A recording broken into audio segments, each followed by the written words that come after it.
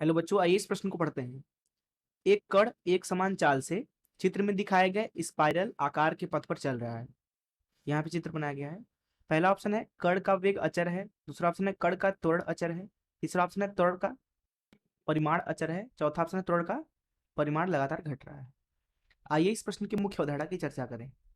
मुख्य अवधारणा अवधारणा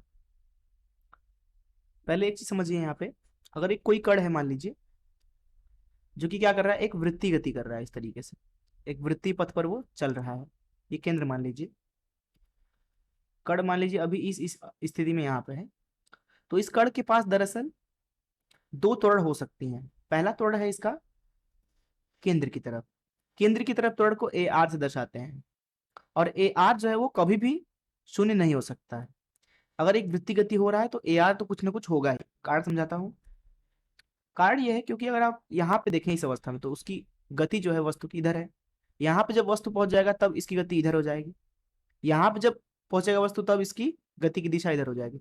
तो यहाँ पे आप देख रहे हैं कि गति भले ही बदले या ना बदले, लेकिन उसकी दिशा तो जरूर बदलनी है।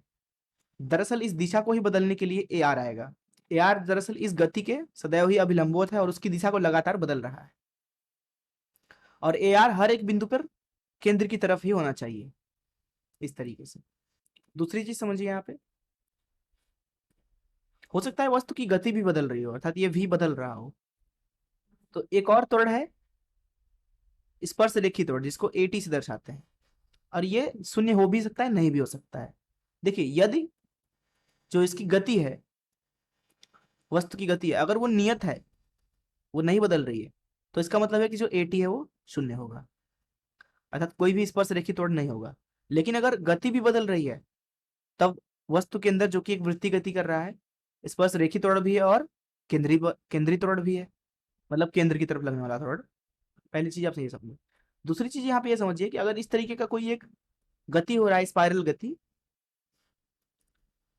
तो यहाँ पे आप देख पा रहे हो कि ये वस्तु पहला तो गोल गोल घूम रहा है, पहला गोल गोल घूम रहा है, दूसरा ऊपर भी जा रहा है। अगर आप इसको यहाँ ऊपर से देखते हो, इस तरीके से ऊपर से देखते हो, तो ये लगेगा कि आप एक क्या कर रहा है, ये वृत्तीय गति कर रहा है। इस तरीके से वृत्तीय गति कर रहा है ना। प्रश्न में बोला जा रहा है कि इसकी जो चाल है वो नियत है। चाल मतलब हर एक बिंदु पे इसकी चाल v ही है, ऐसा मान लेते हैं। तो ये रहा केंद्र। और अगर इधर से देखोगे आप, तो वस्तु का जो चाल है वो इस तरीके से होगा। थोड़ा सा यहाँ पे पहुंचोगे आप तो इस तरीके से हो जाएगा, यहाँ पे पहुंचोगे तो इस तरीके से होगा, यहाँ पे पहुंचोगे तो इस तरीके से होगा। मतलब ये कि इसकी जो वेग है वो लगातार बदल रही है। तो यहाँ ये समझ लीजिए कि वस्तु के पास दो गतियां हैं। एक तो है वृत्तीय गति, दूसरा है ऊर्ध्वाधर गति, मतलब कि इस तरीके से ऊपर की तरफ, यहाँ पे ऊर्ध्वाधर ऊर्ध्वाधर या फिर जो स्पाइरल है उसकी दिशा में। तो इस मुख्य अवधारणा का इस्तेमाल करके चलिए प्रश्न को हल करते हैं। देखिए, प्रश्न में बोला जा रहा है कि एक कण है एक समान चाल से स्पाइरल में घूम रहा है। तो यहाँ पे अवस्था बना लिया, ये रहा कण, ये क्या कर रहा है, इस स्पाइरल में इस तरीके से घूम रहा है। ठीक है।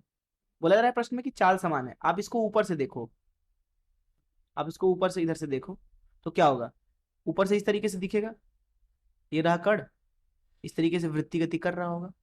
तो पहले बात कर लेते हैं इसके त्वरण के बारे में। देखिए, वस्तु का जो गति है v, वो क्या है, प्रश्न में बोला जा रहा है नियत ले लीजिए।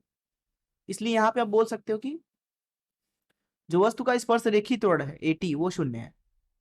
परंतु क्योंकि ये वृत्तीय गति कर रहा है तो केंद्र की तरफ तो त्वरण लगेगा ही लगेगा। ए आर बोल देते हैं। अगर ए आर का मैं यहाँ पे सूत्र बताना चाहूँ आपको, तो ए आर होगा यहाँ पे v का वर्ग भागे आर। आर मतलब त्रिज्या, आर त्रिज्या, और ए आर मतलब केंद्र की तरफ लगने वाला त्वरण। अब देखिए, जो वस्तु का अलग अलग बिंदु पर गति है वो अलग अलग दिशा में है। अब जो वेग होता है वो होता है गति दिशा के साथ। तो जो यहाँ पे वेग है v सदिश, वो लगातार क्या कर रहा है, बदल रहा है। क्यों बदल रहा है, क्योंकि दिशा बदल रही है। साथ ही साथ अगर आप त्वरण को देखें सदिश रूप में, ए आर सदिश, तो वो भी बदल रहा है। समझते हैं क्यों। देखिए, जिस तरीके से वेग का दिशा बदल रहा है, उसी तरीके से त्वरण का भी दिशा बदल रहा है। अभी के लिए ये त्वरण इधर है, जब कण यहां पहुंच गया तब त्वरण इधर है, जब यहां कण पहुंच गया तब त्वरण इधर है। क्योंकि त्वरण सदैव केंद्र की तरफ लगना होगा। इसलिए आप देख पा रहे होगे कि कभी त्वरण ऊपर है, कभी नीचे है, कभी इस तरीके से है। कण अगर यहाँ पे होगा तो इस तरीके से लगेगा, तो निश्चित रूप से यहाँ पे दिशा जो है वो त्वरण का बदल रहा है लगातार, इसलिए त्वरण खुद बदल रहा है, वो अचर नहीं है बल्कि वो चर है। तो कण का जो वेग है और जो त्वरण है वो दोनों ही क्या है, चर है। लेकिन अगर आप बात करें कण के त्वरण का परिमाण अर्थात ए आर, जो कि क्या है, त्वरण परिमाण, त्वरण का परिमाण, परिमाण यही हो जाएगा कण के कुल त्वरण का परिमाण। क्यों? क्योंकि एटी शून्य है, कण के ऊपर केवल ए आर है केंद्र की तरफ। तो जो ये कण का त्वरण है ए आर, इसको अगर ए बोल दें तो ये तो नियत ही है। क्यों? क्योंकि गति नियत दी गई है प्रश्न में, ये केवल परिमाण मैंने बताया आपको कि नियत है।